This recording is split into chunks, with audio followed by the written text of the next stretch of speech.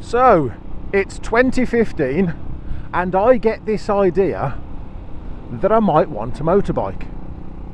Only at the time I knew absolutely nothing about motorbikes. And so of course I did what a lot of people would do. I turned to YouTube to find out what's what.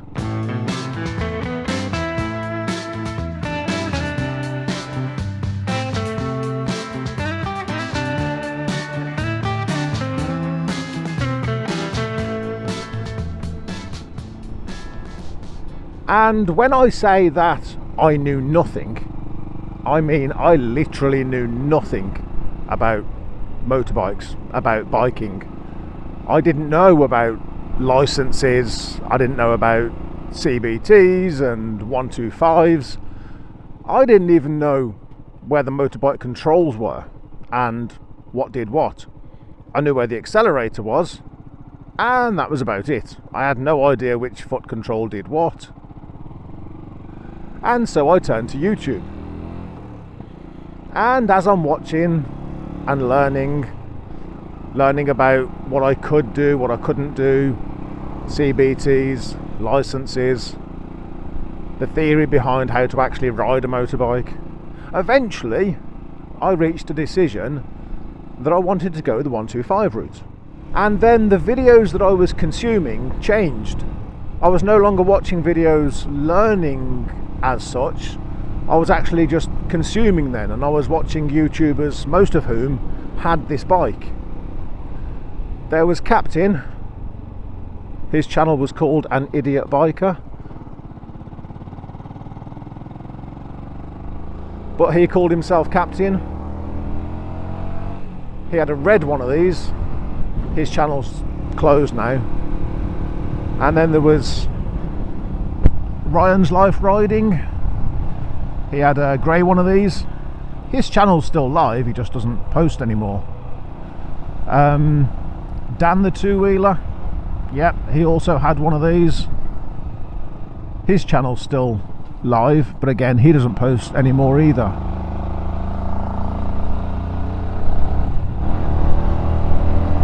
And then there was Dave.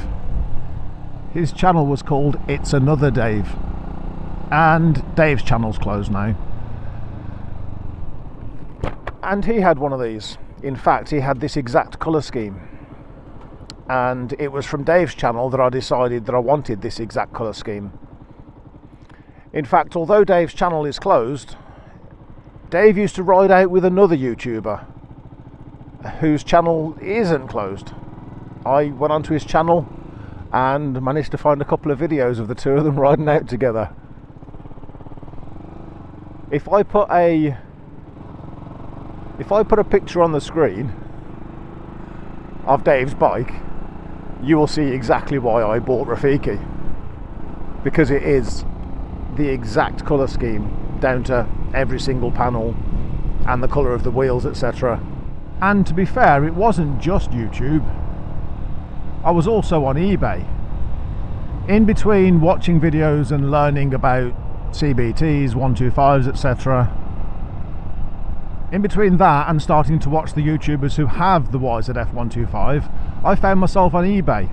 Once I'd decided to go the 125 route, I found myself on eBay looking at all the different 125s and trying to decide what to get. And I was on there for days, weeks, trying to whittle it down to a specific bike.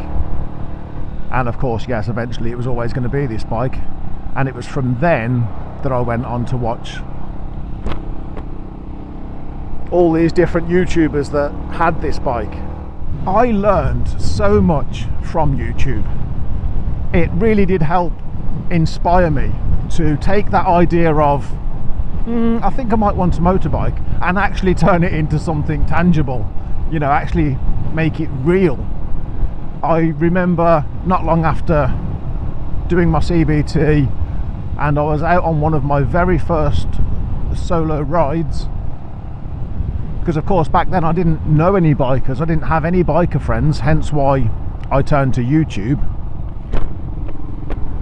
And I remember being out on one of my very first solo rides, and after I got home, I don't know what social media platform I was on, but I saw a quote and it said, take a look at your life. You may be living the dreams that you once dreamt. And it really hit home, because I used to watch these YouTubers and wish I was on a bike. I used to watch Dave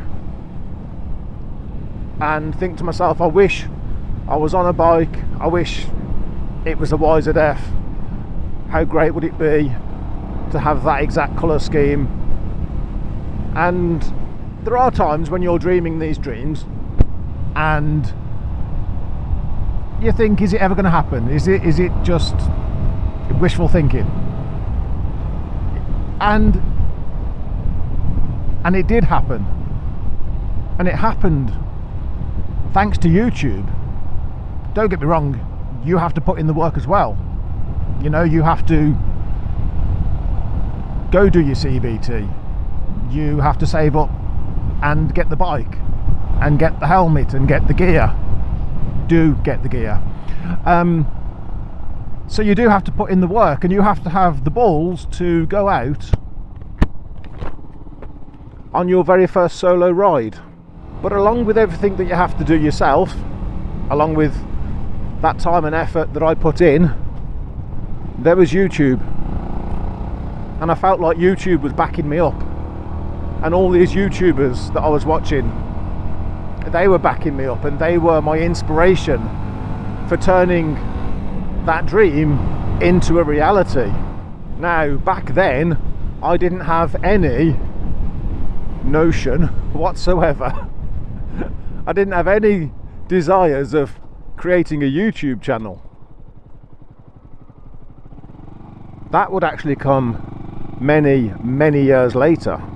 I remember after the first COVID lockdown, I was out on the bike and I was sat there looking at the bike, and it made me think about all of these YouTubers. I hadn't watched them in years, but it made me think about what I'd got from YouTube and how much they'd helped me. And then I just had this urge to help others, to give something back. The biking community and the YouTube community had already given me so much. And I'm out there at this point, I'm out there riding the bike, I've got the experience, I've got the knowledge, and I've got the bike. And that notion of giving something back to the community, that's what triggered me to start a YouTube channel. Yesterday I finally got round to cleaning the bike, because I haven't cleaned the bike since the Tavistock trip. And since then, these last couple of months, I've been riding out in the rain, country lanes, with the leaves and the mud and everything. And actually, I have to say, having cleaned the bike up now, yeah, he's cleaned up incredibly well. Not bad for a bike that turns 15 next year. So after getting that idea to start a YouTube channel, it took me about 9 months to actually start the channel. And I remember after about 3 months, I told my son, the son that now rides the LXS, and he was the only person that I told that I was going to start my channel. It still took another 6 months before I actually launched the channel, and my son, he kept that secret for the whole 6 months. And then when the channel launched, I did have a lot of friends and family ask why. They were surprised. A lot of people were surprised that I launched a YouTube channel, because I am a very private person. And then all of a sudden, there I am, putting my life out for the world to see. And a lot of people asked me why. Why start a YouTube channel? You know, like, what's in it for you? And so I told them the story. I told them the story that I've been telling in this video. And I remember saying to one person, I said, if my channel helps just one person, then it will have been a success. And then I found myself saying that repeatedly to several people, because I am one person and I was helped by several YouTubers. and it was now my turn to give something back. And so that was always going to be my measure. It was my metric for measuring whether the channel was a success or not. Because when you start a YouTube channel, you get all these metrics, you get all this data, you get your views and your likes and your subscribers, and you get your average view duration, click-through rate, etc, etc, etc. There's a lot of data, and it is all good data. It's all very good. It tells you which videos people liked and which videos people didn't like so much. So it's all very good data, but nothing can take the place of someone out there, someone that I don't know, a random person who watched my video, who left me a like or left me a comment. And people leave you comments saying, thanks so much, you really helped me, I'm looking at this bike, I'm glad that you've got your channel. I've even had people